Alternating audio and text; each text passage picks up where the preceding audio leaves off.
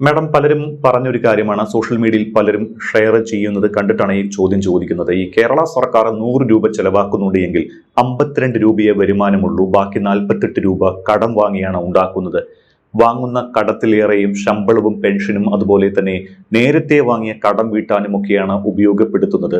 അപ്പോൾ ഇതിൽ നിന്ന് വ്യക്തമാകുന്നത് കേരളത്തിന്റെ കടം കൂടിക്കൊണ്ടേയിരിക്കുമെന്നാണല്ലോ.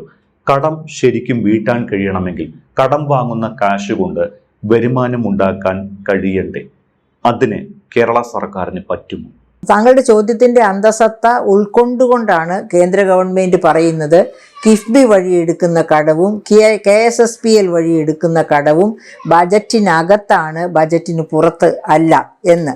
അപ്പോൾ ബജറ്റിനകത്താണ്, പുറത്തല്ല എന്ന് പറയാൻ കാരണം എന്താണ്? പ്രധാന കാരണം ആ കടങ്ങൾ, അതായത് കിഫ്ബി വഴിയും KSSPL വഴിയും എടുക്കുന്ന കടങ്ങൾ കൊടുത്തു തീർക്കാനായിട്ട് ബജറ്റിൽ നിന്നാണ് റിസോഴ്സ് കണ്ടെത്തേണ്ടത്. അതിനുവേണ്ടിയാണ് ഈ കിഫ്ബി ലോഞ്ച് ചെയ്ത വർഷം തന്നെ ഡോക്ടർ തോമസ് ഐസക്, ധനമന്ത്രിയായിരുന്ന ഡോക്ടർ തോമസ് ഐസക് ഇന്ധന സെസ് ഏർപ്പെടുത്തുന്നു, ബജറ്റിലൂടെ ഇന്ധന സെസ് ഏർപ്പെടുത്തുന്നു. ആ സെസ് എമൗണ്ട് ഖജനാവിൽ പോകുന്നതിന് പകരം നേരെ പോയിരുന്നത് കിഫ്ബിയുടെ അക്കൗണ്ടിലേക്കായിരുന്നു. അതുപോലെ തന്നെ ഒരു നികുതിയും കൂടി ഏർപ്പെടുത്തി. ഏതായിരുന്നു അത്? Motor vehicle tax 50%, motor vehicle ടാക്സിൻ്റെ 50% നേരെ കിഫ്ബിയുടെ അക്കൗണ്ടിലേക്കാണ് പോയിരുന്നത്. എന്തിനാണ് അപ്പോൾ ഈ സെസ് കിഫ്ബിയുടെ അക്കൗണ്ടിലേക്ക് പോകുന്നു, മോട്ടോർ വെഹിക്കിൾ ടാക്സ് കിഫ്ബിയുടെ അക്കൗണ്ടിലേക്ക് പോകുന്നു? അതെന്തിനാണ്? അതിൻ്റെ പലിശയും മുതലും കൊടുത്ത് തീർക്കാൻ വേണ്ടി. അപ്പോൾ എന്ന് വെച്ചാൽ എന്താണ് അതുകൊണ്ട് ഉദ്ദേശിക്കുന്നത്? ഈ കടമെടുപ്പ്, കിഫ്ബി വഴിയുള്ള കടമെടുപ്പും KSSPL വഴിയുള്ള കടമെടുപ്പും റീപ്രൊഡക്റ്റീവ് അല്ല. അവ കൊടുത്തു തീർക്കാൻ, അതായത് സെൽഫ് ലിക്വിഡേറ്റിംഗ് അല്ല എന്ന് പറയുന്നതാണ് ശരി. സെൽഫ് ലിക്വിഡേറ്റിംഗ് ആയിട്ടുള്ള ഒരു വായ്പ എന്ന് പറഞ്ഞാൽ എടുത്ത വായ്പ അതിൽ നിന്ന് കിട്ടുന്ന വരുമാനം കൊണ്ട് തന്നെ തിരിച്ചു കൊടുക്കുക, അതിൻ്റെ പലിശയും മുതലും തിരിച്ചു കൊടുക്കാൻ പറ്റുക. അങ്ങനെ പറ്റുന്നില്ല കിഫ്ബി വഴി എടുക്കുന്ന കടവും KSSPL വഴി എടുക്കുന്ന കടവും എന്നതുകൊണ്ടാണ് അത് ബജറ്റിനകത്ത് കൊണ്ടുവരണം, ബജറ്റിന് പുറത്തല്ല ആ കടമെടുപ്പ് എന്ന് കേന്ദ്ര ഗവൺമെൻറ്റും CAGയും ഒക്കെ ഇൻസിസ്റ്റ് ചെയ്തത്. അപ്പം അതിന് ഒരു ബദൽ എന്ന രീതിയിൽ പിണറായി സർക്കാർ ഗവൺമെൻറ് അവസാനത്തെ ബജറ്റിൽ പിന്നെ ഈ കിഫ്ബിക്ക് ഒരു സെസ് ഏർപ്പെടുത്തുക, അതായത് കിഫ്ബി വഴി നിർമ്മിക്കുന്ന റോഡുകളിലൊക്കെ ഒരു സെസ്, കേന്ദ്ര സർക്കാർ ചെയ്യുന്നത് പോലെ ഒരു സെസ് ഏർപ്പെടുത്തി അതിനെ സെൽഫ് ലിക്വിഡേറ്റിംഗ് ആക്കി മാറ്റുന്നതിനെ പറ്റിയൊക്കെ ആലോചിച്ചിരുന്നു. പക്ഷെ അതൊന്നും നടന്നില്ല. അപ്പോൾ ഇപ്പോൾ എന്താണ് സംഭവിക്കുന്നത് എന്ന് വെച്ചാൽ, ഈ എടുക്കുന്ന CAGയുടെ റിപ്പോർട്ടുകളിലൊക്കെ ഉണ്ട്, കടമെടുക്കുന്നത്, സാധാരണ സാമ്പത്തിക ശാസ്ത്രം പഠിപ്പിക്കുന്നത് കടമെടുക്കുന്നത് മൂലധന ചെലവിന് മാത്രമായിരിക്കണം, റവന്യൂ ചെലവിനായിരിക്കരുത് എന്നാണ്. എന്താണ് റവന്യൂ ചെലവെന്ന് പറഞ്ഞാൽ? റവന്യൂ ചെലവെന്ന് പറഞ്ഞാൽ ശമ്പളം, പെൻഷൻ, പലിശ. ഈ മൂന്നിൻ്റെയും പ്രത്യേകത എന്താണ്? ഈ മൂന്നും റിക്കറിങ് നേച്ചറിലുള്ളതാണ്. എന്ന് വെച്ചാൽ ആവർത്തന ചെലവുകളാണ് ശമ്പളവും പെൻഷനും പലിശയും. എന്തുകൊണ്ടാണ് ആവർത്തന ചെലവെന്ന് പറഞ്ഞാൽ? എല്ലാ മാസവും കൊടുക്കേണ്ടതുകൊണ്ട് ഈ പറയപ്പെട്ട മൂന്നും. അപ്പോൾ ഈ ആവർത്തന ചെലവുകൾക്ക് ചെലവഴിക്കേണ്ടത് റവന്യൂ വരുമാനമാണ്. അതാണ് ഇപ്പോൾ ഇവിടെ പറഞ്ഞിരിക്കുന്നത്. 52 രൂപയേ ഉള്ളൂ. പിന്നെ ബാക്കി, അപ്പോൾ റവന്യൂ ചെലവ് 100 രൂപയാണ് എങ്കിൽ അതിൻ്റെ റവന്യൂ വരുമാനം 52 രൂപയുള്ളെങ്കിൽ 48 രൂപയും കടമെടുത്തേ പറ്റുള്ളൂ റവന്യൂ ചെലവ് നടത്താൻ. അപ്പോൾ ആ ഒരു സാഹചര്യത്തിൽ, അങ്ങനെ ഒരു സാഹചര്യത്തിൽ എന്താ സംഭവിക്കുന്നത്? സാമ്പത്തിക ശാസ്ത്രം പറയുന്നത് കടമെടുക്കുന്ന പണം മൂലധന ചെലവിന് മാത്രമേ ചെലവഴിക്കാവുള്ളൂ, റവന്യൂ ചെലവിന് ചെലവഴിക്കരുത്. മൂലധന ചെലവെന്ന് പറഞ്ഞാൽ എന്താണ് മൂലധന ചെലവ്? സോഷ്യൽ ക്യാപിറ്റലും, അതായത് വിദ്യാഭ്യാസം, ആരോഗ്യം, ഈ മേഖലകളിലുള്ള ഇൻഫ്രാസ്ട്രക്ചർ, അതുപോലെ തന്നെ ഭൗതിക ഇൻഫ്രാസ്ട്രക്ചർ, ഫിസിക്കൽ ഇൻഫ്രാസ്ട്രക്ചർ, ഈ 2 ഇൻഫ്രാസ്ട്രക്ചറിന് വേണ്ടി ചെലവഴിക്കുന്നതാണ് മൂലധന ചെലവ് എന്ന് പറയുന്നത്. സോഷ്യൽ ഇൻഫ്രാസ്ട്രക്ചർ, ഫിസിക്കൽ ഇൻഫ്രാസ്ട്രക്ചർ, ഭൗതിക അടിസ്ഥാന സൗകര്യം, സാമൂഹ്യ അടിസ്ഥാന ഇതിന് രണ്ടിനും വേണ്ടി ചെലവഴിക്കുന്ന ഫണ്ടിനെയാണ് മൂലധന ചെലവ് എന്ന് പറയുക. അതിന് മാത്രമേ കടമെടുക്കുന്നത് ഉപയോഗിക്കാവുള്ളൂ. പക്ഷേ CAG റിപ്പോർട്ടുകൾ എടുത്ത് നോക്കിയാൽ അറിയാം, കടം കൊള്ളുന്നതിൻ്റെ 98%, അതായത് ഞാനൊരു പഠനം നടത്തിയിട്ടുണ്ട്, ആ പഠനത്തിൽ തന്നെ കണ്ടിട്ടുണ്ട്, അതിൻ്റെ 48% മുതൽ 98% വരെ, അതായത് കടമെടുക്കുന്നതിൻ്റെ ചില വർഷങ്ങളിൽ 48% പലിശ അടയ്ക്കാൻ വേണ്ടിവരും, ചില വർഷങ്ങളിൽ അത് 98% വരെ പലിശ അടയ്ക്കാൻ വേണ്ടി വരുന്നു. എന്ന് വെച്ചാൽ കടമെടുക്കുന്നത് മൂലധന ചെലവിന് ഉപയോഗിക്കാൻ പറ്റുന്നില്ല, അത് ഈ പറയപ്പെട്ടതുപോലെ പലിശ അടയ്ക്കാനോ എന്ന് വെച്ചാൽ റവന്യൂ ചെലവാക്കി മാറ്റുന്നു. അപ്പോൾ പിന്നെ പറ്റുക മൂലധന സൃഷ്ടി നടക്കുന്നില്ല. അപ്പോൾ അങ്ങനെയുള്ള ഒരു സാഹചര്യം കേരളത്തിൽ നിലനിൽക്കുന്നുണ്ട്. ആ നിലനിൽപ്പിന് എന്താണ് ഒരു മാർഗം എന്നാണല്ലോ താങ്കളുടെ ചോദ്യം. അതിനുള്ള മാർഗം വരുമാന സമാഹരണം. ഇപ്പോൾ പറഞ്ഞ 52 രൂപ വരുമാനമുള്ളൂ, ഒരു 100 രൂപ ചിലവാകുമ്പോൾ 52 രൂപയെ വരുമാനമുള്ളൂ, 48 രൂപ കടമെടുക്കുക എന്നാണ് പറഞ്ഞത് താങ്കളുടെ ചോദ്യത്തിൽ. അപ്പോൾ നമ്മൾ നോക്കേണ്ടത് നമ്മുടെ വരുമാന സമാഹരണ സാധ്യതകൾ എന്തൊക്കെയാണ്. വരുമാന സമാഹരണ സാധ്യതകൾ അനന്തമാണ്. അത് വേണ്ട രീതിയിൽ പ്രയോജനപ്പെടുത്തണം. അപ്പോൾ അതിനൊറ്റ ഉദാഹരണം മാത്രം പറയാം. ഒരു 16 മാസമൊക്കെ മുമ്പ്, അല്ലെങ്കിൽ ഒരു 1.5 വർഷമായെന്ന് വിചാരിച്ചോളൂ, കമേഴ്ഷ്യൽ ഇൻ്റലിജൻസ്, എനിക്ക് തോന്നുന്നു ഏബ്രഹാം റെൻ എന്നോ മറ്റോ പറയുന്ന ഒരു മേധാവി, കമേഴ്ഷ്യൽ ഇൻ്റലിജൻസിൻ്റെ തലപ്പത്തുണ്ടായിരുന്ന ഒരു മേധാവി ഒരു രഹസ്യമായി തന്നെ ഒരു സ്വർണ്ണവേട്ട നടത്താൻ തീരുമാനിക്കുന്നു. അദ്ദേഹത്തിൻ്റെ ആ വകുപ്പിലുള്ള 700ഓളം ഉദ്യോഗസ്ഥരോട് പറഞ്ഞു, നമ്മളെല്ലാവരും കൂടി ഒരു ടൂർ പോകുന്നു. 1-2 കൂടെ തൊട്ട് താഴെയുള്ള 1-2 പേരോട് പറഞ്ഞിരുന്നു ഇങ്ങനെ സ്വർണ്ണവേട്ടയ്ക്കാണ് പോകുന്നതെന്ന്. വേറെ ആർക്കും അറിഞ്ഞുകൂടാ. അറിഞ്ഞാലേ അപകടം അറിയാമല്ലോ. അറിഞ്ഞാലേ അപകടം എന്ന് വെച്ചാൽ അവർ വഴി ഈ സ്വർണം ഏത് സ്ഥലത്തേക്കാണോ ഇത് വേട്ടയ്ക്ക് പോകുന്നത് അവരോട് പറഞ്ഞു കൊടുക്കും. അവർ വേഗം തന്നെ എല്ലാം മാറ്റും. അപ്പോൾ രഹസ്യമാക്കി വെച്ച് സ്വർണ്ണവേട്ടയ്ക്ക് പോകുന്നു. തൃശ്ശൂർ ഒറ്റ ജ്വല്ലറി ഒരു രാത്രി കൊണ്ട് 104 കിലോ സ്വർണം രേഖകളില്ലാത്തത് കണ്ടെടുത്തു.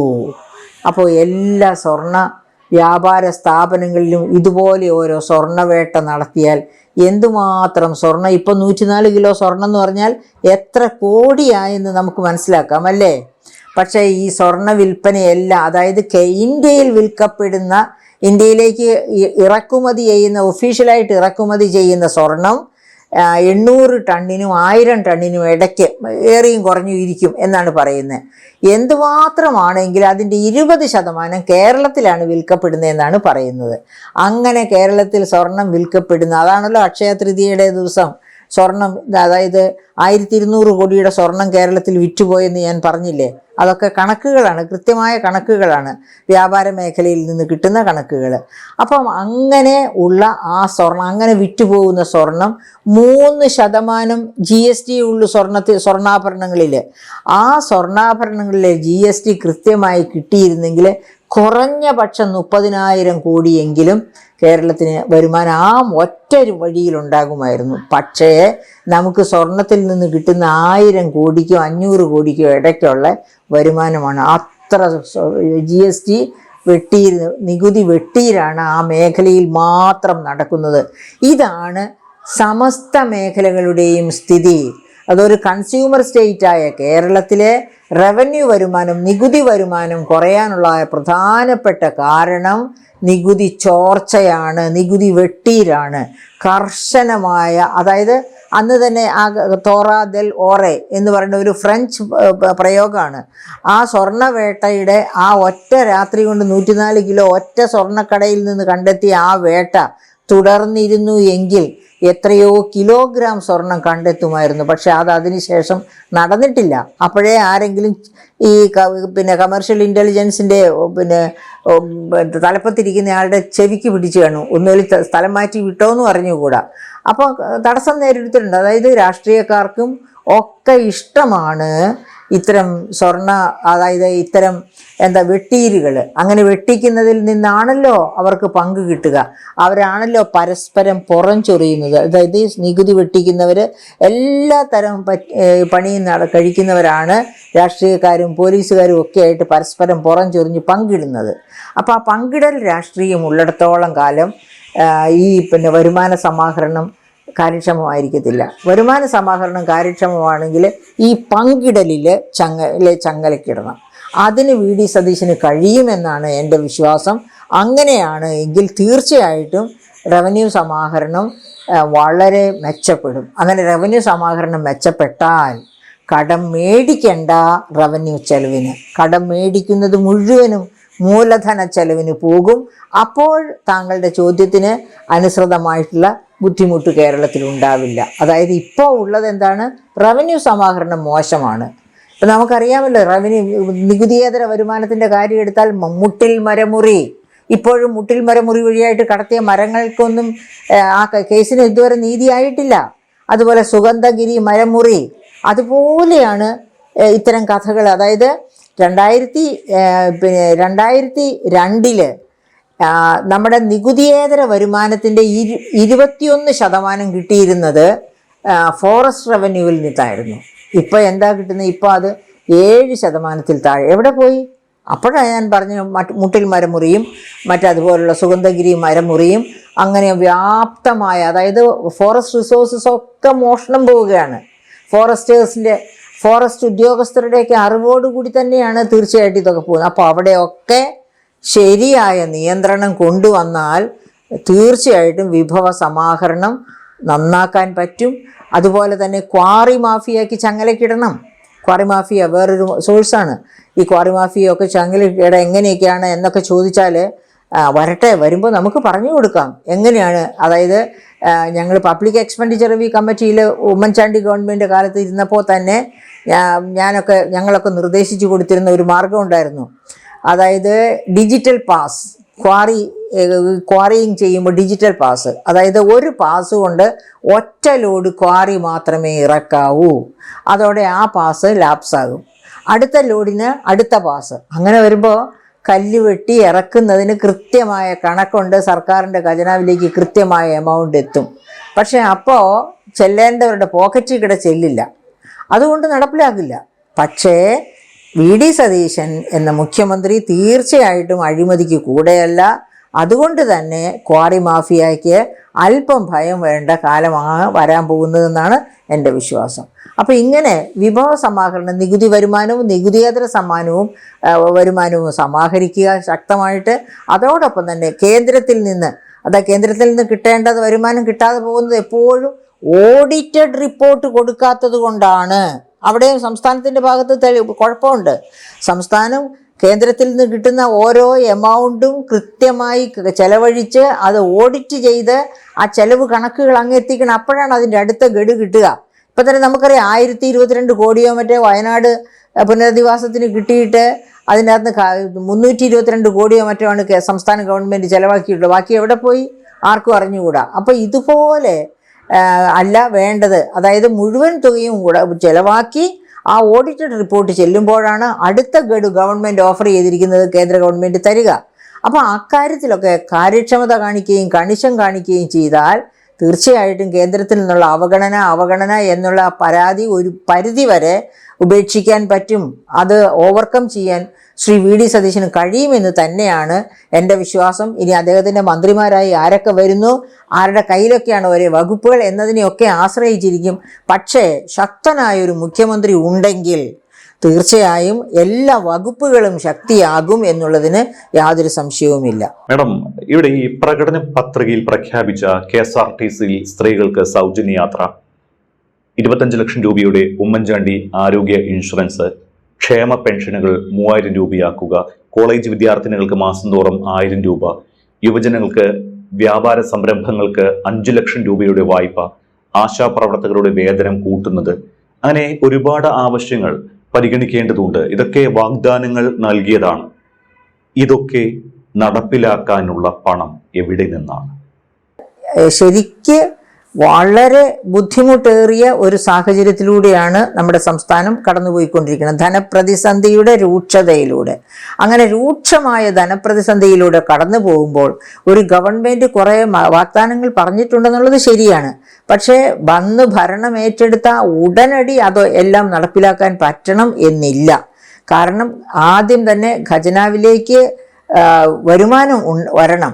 അതിനുള്ള സാധ്യതകൾ എന്തൊക്കെ എന്ന് വളരെ കൃത്യതയോടെ പഠിച്ച് അത് ഓരോ വകുപ്പും അവനവൻ്റെ ധർമ്മം ചെയ്യണം.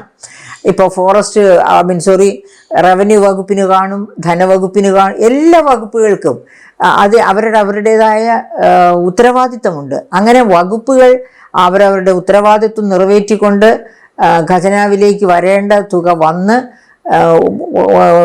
ധനപ്രതിസന്ധി, അതായത് വരുമാന സമാഹരണം വഴി അതായത് നിലനിന്നു പോകാവുന്ന ഒരവസ്ഥ, വരുമാന സമാഹരണം വഴി കഷ്ടിച്ച് മുൻപോട്ട് പോകാവുന്ന ഒരവസ്ഥയിൽ ഗവൺമെൻറ് എത്തിയാൽ മാത്രമാണ് ഈ പറയപ്പെട്ട ഫ്രീ വാഗ്ദാനങ്ങളെ പറ്റിയൊക്കെ സാധാരണ രീതിയിൽ ഗവൺമെൻറ്റിന് അങ്ങനെ ചിന്തിക്കാനുള്ള സമയമായിക്കഴിഞ്ഞാൽ തീർച്ചയായിട്ടും ഗവൺമെൻറ് അത് ചിന്തിക്കും എന്നുള്ളതിനെപ്പറ്റി യാതൊരു സംശയവുമില്ല. അപ്പോൾ എങ്ങനെയാണ് ഇങ്ങനെ വിഭവ സമാഹരണം നടത്തുക? തീർച്ചയായിട്ടും ഗവൺമെൻറ്റിന് അറിയാം അതിനുള്ള മാർഗങ്ങൾ.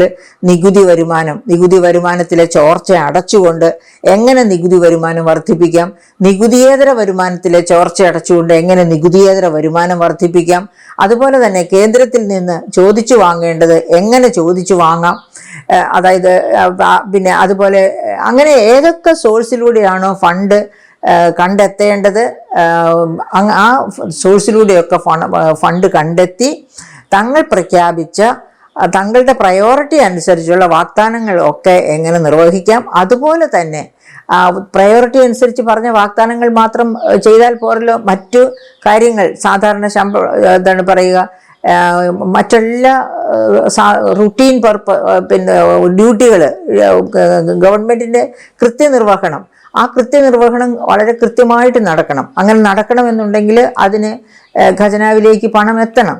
അപ്പോൾ ഖജനാവിലേക്ക് പണം എത്തിക്കഴിഞ്ഞാൽ ആദ്യത്തെ പ്രയോറിറ്റി ഈ പറഞ്ഞ വാഗ്ദാനങ്ങളെല്ലാം പൂർത്തിയാക്കുക എന്ന് തീർച്ചയായിട്ടും ആ പ്രയോറിറ്റി കാണും. എങ്കിൽ തന്നെയും അതിനും ഒരു നിയന്ത്രണമൊക്കെ കാണും. ഇപ്പോൾ ഈ സ്ത്രീകളുടെ യാത്ര, തീർച്ചയായിട്ടും സ്ത്രീകളുടെ യാത്രയ്ക്ക് വേണ്ടി സൗജന്യ യാത്ര ഒരുക്കുന്നു എന്ന് പറയുന്നത് വലിയൊരു കാര്യമാണ്. കാരണം കേരളത്തിൻ്റെ ജനസംഖ്യ എടുക്കുക 52% സ്ത്രീകളാണ്. അപ്പോൾ ഈ 52% സ്ത്രീകളാണ്, 48% പുരുഷന്മാരാണ് എന്ന് പറയുമ്പോൾ എന്താ സ്ത്രീകൾക്ക് പ്രത്യേകത എന്ന് ചോദിച്ചാൽ, ഈ പറയപ്പെട്ട സ്ത്രീകൾ ഇവിടെ കുടുംബശ്രീ തന്നെ 45 ലക്ഷത്തോളം കുടുംബശ്രീ സ്ത്രീകളുണ്ട്. അതുപോലെ തന്നെ തൊഴിലുറപ്പ് പദ്ധതിക്കാരായ സ്ത്രീകളുണ്ട്. ഇവരെല്ലാം എല്ലാ ദിവസവും പുറത്ത്, അതായത് വീടിൻ്റെ മുറ്റത്തേക്കല്ല ഇറങ്ങുന്നത്, ദൂരെയുള്ള എവിടെയെങ്കിലുമൊക്കെ ഏതാനും കിലോമീറ്ററുകൾ താണ്ടി വേണം അവരുടെ ജോലി സ്ഥലത്തേക്ക് എത്താനായിട്ട്. അത് കുടുംബശ്രീക്കാരുടെ സംരംഭങ്ങളിലേക്കാകട്ടെ, അതുമല്ലെങ്കിൽ തൊഴിലുറപ്പ് പദ്ധതിയുടെ സ്ഥലത്തേക്കാകട്ടെ, എവിടെയാണ് അന്നന്ന് പണി എടുക്കേണ്ട നിശ്ചയിച്ചിരിക്കുന്നത് അവിടേക്ക് എത്തിച്ചേരാനൊക്കെ ധാരാളമായിട്ട് യാത്ര ചെയ്യേണ്ടി വരും. അപ്പോൾ ഈ കുടുംബശ്രീയിലുള്ള സ്ത്രീകൾ 45 ലക്ഷത്തോളം പേര്, അവരാകട്ടെ തൊഴിലുറപ്പ് പദ്ധതിക്ക് പോകുന്നതും പാവപ്പെട്ട സ്ത്രീകളാണ്. ഇവർക്ക് ആർക്കും തന്നെ ഇവിടുത്തെ തോതിൽ, അതായത് ഇന്ത്യയിലെ ഏറ്റവും കൂടുതൽ ട്രാൻസ്പോർട്ട് ചാർജസ് ഉള്ള ഒരു സംസ്ഥാനമാണ് കേരളം. അപ്പോൾ ഇവിടുത്തെ ഈ ട്രാൻസ്പോർട്ട് ചാർജസിന് അനുസരിച്ച് പൈസ കൊടുത്ത് എല്ലാ ദിവസവും യാത്ര ചെയ്യുക എന്ന് പറയുന്നത് ഈ പാവപ്പെട്ട സ്ത്രീകളെ സംബന്ധിച്ച് ശരിക്കും പറഞ്ഞാൽ വലിയ ചെലവാണ്. അതായത് ഇവർ ചെയ്യുന്ന ജോലിയിൽ നിന്ന് അവർക്കൊരു വരുമാനം കാണും, അതുകൊണ്ട് അവർക്ക് ആ ചെലവ് വഹിച്ചുകൂടെ എന്നൊരു ചോദ്യം ഉയരുന്നു. തീർച്ചയായിട്ടും വഹിക്കാം, പക്ഷേ അത് അവരുടെ നിത്യനിദാന ചെലവുകൾക്ക് വേണ്ടിയാണ് അവർക്ക് അതിനകത്ത് ചെയ്യുന്ന ജോലിയുടെ വേതനം കിട്ടുന്നത്. അപ്പോൾ ആ വേതനത്തിന് നല്ലൊരു ഭാഗം ട്രാൻസ്പോർട്ട് ചാർജായിട്ട് കൊടുക്കേണ്ടി വരുന്നത് തീർച്ചയായിട്ടും സങ്കടകരമാണ്. അപ്പം അവർക്ക് അങ്ങനെ സൗജന്യ യാത്ര കൊടുക്കുന്നു എന്ന് പറയുന്നത് വളരെ മാന്യമായ ഒരു തീരുമാനമാണ്, ഒരു മാനിഫെസ്റ്റോയിലെ ഒരു തീരുമാനമാണ്. അത് എത്രയും നേരത്തെ ഗവൺമെൻറ് നടപ്പാക്കും എന്ന് തന്നെ നമുക്ക് വിശ്വസിക്കാം. ഇനി അതുപോലെ തന്നെ രണ്ടാമത്തെ ലക്ഷ്യം ഒന്ന് പറഞ്ഞല്ലോ, എന്താണത്? 25 ലക്ഷം രൂപയുടെ ആരോഗ്യ പരിപാലന. നമുക്കറിയാം ബഹുമാനപ്പെട്ട ഉമ്മൻചാണ്ടി മുഖ്യമന്ത്രി ആയിരിക്കെ ലോട്ടറീസ് ഡയറക്ടറായിരുന്ന ബിജു പ്രഭാകറാണ് ആ ഐഡിയ കൊണ്ടുവന്നത്. അതായത് ഒരു ലോട്ടറി, കാരുണ്യ ലോട്ടറി എന്ന പേരിൽ ഒരു ലോട്ടറി തുടങ്ങിയാൽ പാവപ്പെട്ട രോഗികളെ അവർക്ക് ഏറ്റവും ചെലവ് വരുന്ന രോഗങ്ങൾക്ക് വേണ്ടി സഹായിക്കാനുള്ളൊരു പദ്ധതി വിഭാവന ചെയ്യാം എന്ന്. അത് മാണി സാറ് വളരെ സന്തോഷപൂർവ്വം സമ്മതിച്ചു. അതുപോലെ മുഖ്യമന്ത്രി ഉമ്മൻചാണ്ടിയും സമ്മതിച്ചു. അങ്ങനെയാണ് കാരുണ്യ ലോട്ടറി ഉണ്ടാകുന്നത്. ആ കാരുണ്യ ലോട്ടറി നമുക്കറിയാം ഏതൊക്കെ പാവപ്പെട്ടവർക്ക് ഏതൊക്കെ ചികിത്സ ചെയ്യുക. അത് 5 മാരക രോഗങ്ങൾ, അതായത് കരൾ, കിഡ്നി, ലിവർ എന്നിവയൊക്കെ ബാധിക്കുന്ന, അതായത് ഏറ്റവും ചെലവേറിയ 5 മാരക രോഗങ്ങളുടെ ചികിത്സാർത്ഥമാണ് പാവപ്പെട്ടവർക്ക് പണം കൊടുക്കുന്നത്, ഇൻഷുറൻസ് കൊടുക്കുന്നത്. അപ്പോൾ അത് ഏകദേശം തകിടം മറിഞ്ഞില്ലാതെയായി LDFൻ്റെ 10 വർഷത്തെ ഭരണകാലം കൊണ്ട്. അതുകൊണ്ടാണ് ഈ 25 ലക്ഷത്തിൻ്റെ ഒരു എന്താണ് ആരോഗ്യ സ്കീം കൊണ്ടുവരണം എന്ന് ഇപ്പോൾ ഇവർ ആലോചിക്കുന്നത്. തീർച്ചയായിട്ടും അതും വളരെ ശ്ലാഘനീയമായ ഒരു തീരുമാനം തന്നെയാണ്. നമുക്കറിയാം, ഈ നമ്മുടെ ആരോഗ്യരംഗം തന്നെ മോർച്ചറിയിലായിരുന്നു ഈ കഴിഞ്ഞ ഏതാനും വർഷങ്ങളായിട്ട്. ആ സമയത്തൊക്കെ പാവപ്പെട്ട രോഗികൾ അനുഭവിച്ച ക്ലേശം നമ്മൾ എല്ലായ്പ്പോഴും മീഡിയ വഴി, പണ്ടൊന്നുമാണ് ഇതൊന്നും മീഡിയ ഇത്രയധികം ഇല്ലാത്തത് കൊണ്ട് ആരും അറിയാൻ പോകുന്നില്ല. ഇപ്പോഴാണെങ്കിൽ എല്ലാം അതത് സമയം തന്നെ നമ്മൾ അറിയും, ഓരോരുത്തരും അനുഭവിക്കുന്ന ക്ലേശങ്ങൾ. പണമില്ലാത്തത് കൊണ്ട് ആരുടെയൊക്കെ മുൻപിൽ കൈ നീട്ടിയാലാണ്, കിഡ്നി വിറ്റും ഒക്കെയാണ് പലരും ചികിത്സ നടത്തുന്നത്. അപ്പോൾ അത്തരം സാഹചര്യങ്ങളിൽ 25 ലക്ഷത്തിൻ്റെ ആരോഗ്യ ഇൻഷുറൻസ്, ആ സ്കീം തീർച്ചയായിട്ടും വളരെ നല്ല സ്കീമാണ്. അതുപോലെ തന്നെയാണല്ലോ മറ്റത് വേറെ ഒന്ന് പറയുന്നത്, അതായത് വ്യാപാര സംരംഭങ്ങൾക്ക് വേണ്ടി 5 ലക്ഷം വായ്പ കൊടുക്കുന്നു എന്ന് പറയണത്. ആ 5 ലക്ഷം വായ്പ ഇൻട്രസ്റ്റ് ഫ്രീ വായ്പ. അതുപോലെ ഈ പറയപ്പെട്ട ഇതിനു മുൻപ് പറഞ്ഞ പദ്ധതികളെക്കാളൊക്കെ ശ്രേഷ്ഠമായ ഒരു പദ്ധതിയാണ് 5 ലക്ഷം രൂപ വരെ ഇൻട്രസ്റ്റ് ഫ്രീ ലോൺ യുവ ഓൺട്രപ്രണേഴ്സിന്, സംരംഭകർക്ക്, അതായത് ആണായാലും പെണ്ണായാലും യുവ സംരംഭകർക്ക് നൽകും എന്നുള്ളത് നമുക്കറിയാം. അതായത് ഈ അടുത്ത നാളിൽ നിതി ആയോഗ് നടത്തിയ മത്സര സജ്ജത, അതായത് വികസന മത്സര സജ്ജതാ പഠനം നിതി ആയോഗ് നടത്തിയത്, അതിനകത്ത് 18 പ്രധാനപ്പെട്ട സംസ്ഥാനങ്ങളെ എടുത്ത് നടത്തിയ ആ പഠനത്തിൽ കേരളം 15ാമതാണ്. കേരളത്തിന് കിട്ടിയ മാർക്ക് എത്രയാണെന്നല്ലേ? 24.3% മാർക്കാണ് കിട്ടിയത്. അപ്പോൾ എന്തുകൊണ്ടാണ് കേരളം ഇത്ര താഴേക്ക് പോയത്? കാരണം ഇവിടെ പിന്നെ ഗവൺമെൻറ്, നമ്മുടെ ഇപ്പോൾ പടിയിറങ്ങിയ ഗവൺമെൻറ് പറയുമായിരുന്നു ഈസ് ഓഫ് ഡൂയിങ് ബിസിനസ് ഒക്കെ 1ാമതാണ് കേരളം എന്ന്. അപ്പോൾ അതായത് ഇവിടെ വ്യവസായങ്ങൾ വരുന്നില്ല. ഈ പറയപ്പെട്ട റാങ്കിങ്ങിൽ നമ്മൾ താഴേക്ക് പോയി. നമുക്ക് മാർക്ക് 24.3% ആയതിൻ്റെ പ്രധാനപ്പെട്ട കാരണങ്ങളിൽ ഒന്ന്, ഇവിടേക്ക് വ്യവസായങ്ങൾ വരുന്നില്ല, വ്യവസായങ്ങൾക്ക് വരാനുള്ള സൗകര്യമില്ല. 1ാമത്തെ കാരണം അത്. 2, ഇവിടെ നിന്നുള്ള ബ്രെയിൻ ഡ്രെയിൻ. അപ്പോൾ അതായത് കുട്ടികൾക്കറിയാം, ആൺകുട്ടി ആയാലും പെൺകുട്ടി ആയാലും അവർ വിചാരിക്കും വല്ലോ നഴ്സിങ്ങോ എന്തെങ്കിലും പഠിച്ച് ഇന്ത്യക്ക് വെളിയിലേക്ക് പോയി എങ്ങനെയെങ്കിലും ജീവനോപാധി കണ്ടെത്താമെന്ന്. അങ്ങനെയാണ് എല്ലാവരും പ്രീ ഡിഗ്രി കഴിയുമ്പോഴേ ഇന്ത്യ വിടുന്നത്. അപ്പം പകരം അവർക്ക് നല്ല വിദ്യാഭ്യാസ സൗകര്യം ഇവിടെ തന്നെ ഒരുക്കുക, അതായത് നമ്മളെ ക്യാമ്പസുകളെ സജ്ജമാക്കുന്നതോടൊപ്പം തന്നെ ഒരു ഓൺട്രപ്രണർഷിപ്പ്, അതായത് സംരംഭകത്വ എക്കോസിസ്റ്റം വളർത്തിയെടുക്കുക. ആ സംരംഭകത്വ എക്കോസിസ്റ്റം കേരളത്തിൻ്റെ മുഖച്ഛായ മാറ്റും. 5 വർഷം കഴിയുമ്പോൾ ഇപ്പോഴത്തെ കേരളം ആയിരിക്കുകയില്ല നാം കാണുന്നത്. ഈ സംരംഭകത്വ എക്കോസിസ്റ്റം കേരളത്തിൽ വളർന്നു വന്നാൽ അതിന് ഏറ്റവും അനുപേക്ഷണീയമാണ് ഇൻട്രസ്റ്റ് ഫ്രീ ലോൺ 5 ലക്ഷം വരെ. നമ്മൾ വലിയ ടാറ്റായും ബിർളയും ഒക്കെ നടത്തുന്ന പോലെ വലിയ വ്യവസായത്തിനല്ല പോകുന്നത്. യങ് ഓൺട്രപ്രണേഴ്സിന്, സംരംഭകരെ, അവർക്ക് നിങ്ങൾ വരൂ, നിങ്ങൾക്ക് താല്പര്യമുള്ള ഒരു വ്യവസായ യൂണിറ്റ് തുടങ്ങും. അത് IT സെക്ടറിലാകാം, AI-യിലാകാം, അല്ല നിങ്ങൾക്ക് താല്പര്യമുള്ളത് തേങ്ങ കൊണ്ട് ഉൽപ്പന്നങ്ങൾ നിർമ്മിക്കുന്നതിലാകാം. അത് ഞാൻ നേരത്തെ പലപ്പോഴും ഇതിൽ വീഡിയോയിൽ പറഞ്ഞിട്ടുണ്ട്. സുഭിക്ഷ എന്ന പേരാമ്പ്രയുള്ള ഒരു എൻ്റർപ്രൈസ് തെങ്ങിൽ നിന്ന് 41 ഉൽപ്പന്നങ്ങൾ ഉൽപ്പാദിപ്പിക്കുന്ന എൻ്റർപ്രൈസ്. അവിടുത്തെ 1ാമത്തെ ഉൽപ്പന്നം എന്ന് പറയുന്നത് എന്താണ്?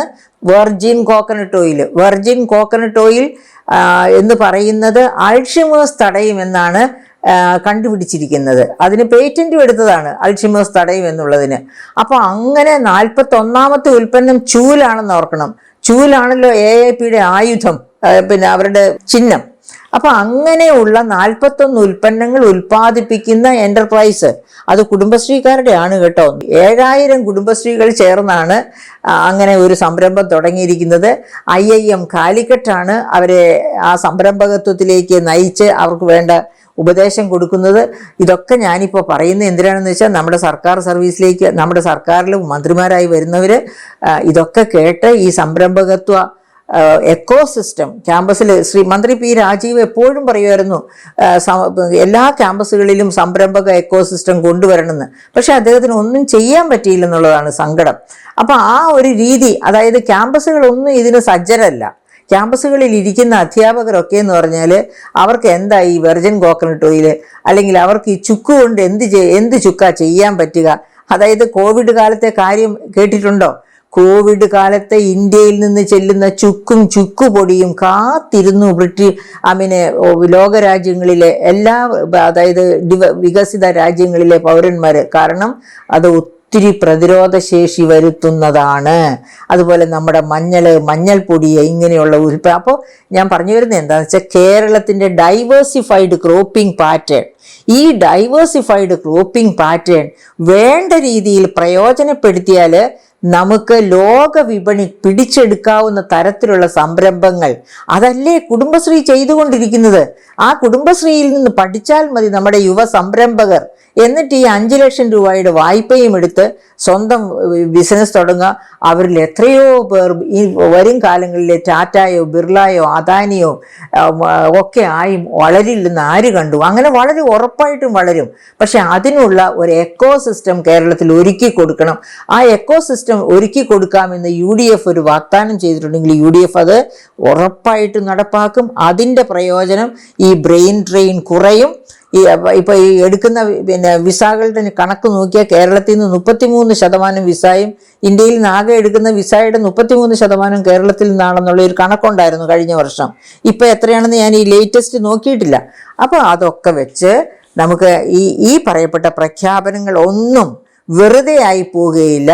അതൊക്കെ വലിയ ഒരു ചുവടുമാറ്റം, സംസ്ഥാനത്തിൻ്റെ ഒരു ചുവടുമാറ്റത്തിലേക്കുള്ള ആരംഭമായി മാറും, കാഹളധ്വനിയായി മാറും എന്ന് നമുക്ക് വിശ്വസിക്കാവുന്നതാണ്. ഇനി അതുപോലെ തന്നെ കോളേജിൽ പോകുന്ന വിദ്യാർത്ഥിനികൾക്ക് 1000 രൂപ കൊടുക്കുന്നുള്ളതാണ് വേറൊരു വാഗ്ദാനം. ആ വാഗ്ദാനത്തിനും അതിൻ്റെതായ വിലയുണ്ട്. കാരണം നിങ്ങൾ ഇന്ത്യയുടെ പോപ്പുലേഷൻ സെക്സ് റേഷ്യോ നോക്കിയിട്ടുണ്ടോ പ്രിയപ്പെട്ടവരെ? സെക്സ് റേഷ്യോ നോക്കുകയാണെങ്കിൽ, ഓൾ ഇന്ത്യ തലത്തിൽ സെക്സ് റേഷ്യോ നോക്കുകയാണെങ്കിൽ 1000 പുരുഷന്മാർക്ക് 914 സ്ത്രീകളെ ഇന്ത്യയിലുള്ളൂ എന്നോർക്കുക. എന്തുകൊണ്ടാ? അതായത് left to itself. Biology എന്താ പഠിപ്പിക്കുന്നതെന്നറിയാമോ? അതായത് ഒരു ഇൻ്റർഫിയറൻസും ഇല്ലെങ്കിൽ ആൺകുട്ടികളെക്കാൾ, അതായത് എന്താ പറയുക, ജീവിച്ചിരിക്കാനുള്ള സാധ്യത, ജനിച്ചു കഴിഞ്ഞാൽ ജീവിച്ചിരിക്കാനുള്ള സാധ്യത പെൺകുട്ടികൾക്കാണ്. എന്നിട്ട് എന്തുകൊണ്ടാണ് ഇവിടെ 1000 പുരുഷന്മാർക്ക് 914 പെൺകുട്ടികളെ ഉള്ളൂ 2011 സെൻസസിൽ എന്ന അവസ്ഥ വന്നത്? അത്രയേറെ പെൺകുഞ്ഞുങ്ങളാണ് ഒന്നുകിൽ അമ്മയുടെ ഉദരത്തിൽ വെച്ച് തന്നെ ഹത്യ ചെയ്യപ്പെടുന്നത്, അല്ലെങ്കിൽ ജനിച്ചതിന് ശേഷം പെൺകുഞ്ഞാണ് എന്ന ഒറ്റ കാരണം കൊണ്ട് ഹത്യ ചെയ്യപ്പെടുന്നത്. കേട്ടിട്ടില്ലേ, ഉസിലാംപെട്ടിയിൽ ജനിച്ചു വീണ പെൺകുഞ്ഞിൻ്റെ വായിൽ നെല്ല് വാരിയിട്ട് ശ്വാസം മുട്ടിച്ച് കൊല്ലുമെന്ന കഥ ഏതാനും വർഷങ്ങൾക്ക് മുൻപാണ് ആ ഉസിലാംപെട്ടി കഥ പുറത്തു വന്നത്. അതുപോലെ ഇതിനേക്കാളും മോശമായിട്ട് പെൺകുഞ്ഞുങ്ങളെ ഹത്യ ചെയ്യുന്ന രാജ്യങ്ങളുണ്ട് കേട്ടോ. ചൈനയിലെ 1000 പുരുഷന്മാർക്ക് 827 സ്ത്രീകളെ ഉള്ളൂ. പിന്നെ അതുപോലെ അത് പറയുമ്പോൾ എനിക്ക് കേരളത്തിൻ്റെ കാര്യം പറയാതിരിക്കാൻ ഒക്കില്ല. കേരളത്തിലെ സെക്സ് റേഷ്യോ എത്രയാണ്? 1000 പുരുഷന്മാർക്ക് 1084 സ്ത്രീകൾ. അതായത് കേരളത്തിലെ മനുഷ്യര് വിദ്യാഭ്യാസമുള്ളവരാണ്. സാക്ഷരതയിൽ നിന്ന് ഈ ആൺ പെൺ വിവേചനം കുറഞ്ഞു വരുന്നു. 1084 കൂടുതലാകും ആ ആൺ പെൺ വിവേചനം ഒട്ടും ഇല്ലാതെ ആയാൽ. അപ്പോൾ അത് കുറഞ്ഞു വരുന്നു എന്നുള്ളത് കൊണ്ടാണ് 1000 പുരുഷന്മാർക്ക് 1084 സ്ത്രീകൾ ഉള്ളത്. അപ്പോൾ ഈ ആൺ പെൺ വിവേചനം ഉള്ള രാജ്യങ്ങളിൽ പെൺകുട്ടികളെ ഉണ്ടാകുന്നതേ ഒരു ബാധ്യതയായിട്ട് പേരൻസ് കാണുക. അതുകൊണ്ടാണ് സ്വർണത്തിൻ്റെ ഈ അത്യാഡംബരങ്ങളും ഒക്കെ കാണുമ്പോഴേക്കും എന്നെപ്പോലുള്ളവർക്ക് കലിയാണ്. എന്തിനാണ് ഇത്രയധികം ഈ സ്വർണത്തെ പൊക്കി പിടിക്കുന്നത്? സ്വർണം ഇങ്ങനെ, അയ്യോ എൻ്റെ പാതാതികേശം സ്വർണം വാരി നിറച്ചോണ്ടാണല്ലോ ഓരോ അഡ്വർടൈസ്മെൻറ്റ്സ് സ്വർണ്ണ കമ്പനികളുടെ വരുന്നത്. അപ്പോൾ ഇത് കാണുമ്പോൾ ഈ പെൺകുഞ്ഞുങ്ങളുടെ മാതാപിതാക്കൾക്ക് പേടി, എൻ്റെ കുഞ്ഞിനെ എനിക്ക് എങ്ങനെ പുറത്തെ കല്യാണം കഴിച്ച് വിടാൻ പറ്റുമെന്ന് വിചാരിച്ചിട്ട്. അതിനൊക്കെ കാരണം പെൺകുഞ്ഞ് ആൺകുട്ടിയെ പോലെ ധനമാണ്. ആ കുട്ടിയാണ് ധനം, അല്ലാതെ വാരിക്കോരി കൊടുക്കുന്ന പൊന്നോ ഒന്നും അല്ല ധനം എന്ന് മാതാപിതാക്കൾ മനസ്സിലാക്കണം. പെണ്ണന്വേഷിച്ച് നടക്കുന്ന ആൺകുട്ടികളും മനസ്സിലാക്കണം. ഞാൻ അന്വേഷിക്കുന്ന പെണ്ണിൻ്റെ കൂടെ വരുന്ന പൊന്നല്ല ധനം, ആ പെണ്ണാണ് ധനം എന്ന് മനസ്സിലാക്കണം. അങ്ങനെ മനസ്സിലാക്കണം എന്നുണ്ടെങ്കിൽ പെൺകുട്ടികളിൽ വിദ്യാഭ്യാസത്തിന് വേണ്ടി ഇൻവെസ്റ്റ് ചെയ്യണം. അവരെ സ്കൂളിലേക്കും കോളേജിലേക്കും ഒക്കെ അവരുടെ ചോയ്സ് അനുസരിച്ച്, അവരുടെ കഴിവനുസരിച്ച് അവരെ അയക്കണം. അപ്പോൾ അങ്ങനെ അയക്കുമ്പോൾ ബസ് യാത്രയെങ്കിലും ഫ്രീ ആണ് എന്ന് കേട്ടാൽ എൻ്റെ പ്രിയപ്പെട്ട സുഹൃത്തുക്കളെ, എങ്കിൽ നിനക്ക് ബസ് യാത്ര ഫ്രീ ആണല്ലോ നീ പോയി പഠിക്ക് എന്ന് പറഞ്ഞ് പെൺകുഞ്ഞുങ്ങളെ, അതായത് സാധാരണ ഇൻകം ലെവലിൽ നിന്ന് താഴെയുള്ളവർ പോലും അവരുടെ പെൺകുഞ്ഞുങ്ങളെ വിദ്യാഭ്യാസത്തിന് അയക്കും. അപ്പോൾ പിന്നെ സാമ്പത്തികമായിട്ട് ഇത്തിരി മെച്ചപ്പെട്ട് നിൽക്കുന്നവരുടെ കാര്യം പറയാനില്ല. അപ്പോൾ ഈ ആൺ പെൺ വിവേചനം കുറയാൻ, സെക്സ് റേഷ്യോയിൽ സ്ത്രീകൾ അർഹിക്കുന്ന പൊസിഷൻ കിട്ടാൻ, അതായത് ജനമനസ്സുകളിൽ സ്ത്രീക്ക് നല്ല സ്ഥാനമുണ്ടാകാൻ ഒക്കെ സഹായകമാണ് ഈ പെൺകുട്ടികൾക്കുള്ള പഠന സഹായം, അതായത് യാത്രാ സഹായം. അതുകൊണ്ട് ഇത് കോൺഗ്രസിൻ്റെ മാനിഫെസ്റ്റോയിൽ വന്നതാണോ? തീർച്ചയായിട്ടും അത് നടപ്പാക്കിയിരിക്കും. അല്ലെങ്കിൽ ഞാൻ അതിൻ്റെ പുറകെ തീർച്ചയായിട്ടും ഇങ്ങനെ ചൂണ്ടുവിരലുമായിട്ട് കാണും. കാരണം എനിക്കറിയാം, കേരളത്തിലെ, ഇന്ത്യയിലെ, ലോകത്തെവിടെയുമുള്ള പെൺകുട്ടികൾ വിവേചനം അനുഭവിക്കുന്നുണ്ട്. ആ വിവേചനം അനുഭവിക്കുന്നതിൽ നിന്ന് അല്പം കുറഞ്ഞ്, അതായത് അവർ സമത്വത്തിലേക്കുള്ള ആ പതുക്കെയുള്ള ചുവടുവയ്പ്, അതിൻ്റെ ഒരു നാന്ദിയാണ് ഇതുപോലെയുള്ള സഹായങ്ങളെന്ന് ഞാൻ ചൂണ്ടിക്കാണിച്ചുകൊണ്ടേയിരിക്കും.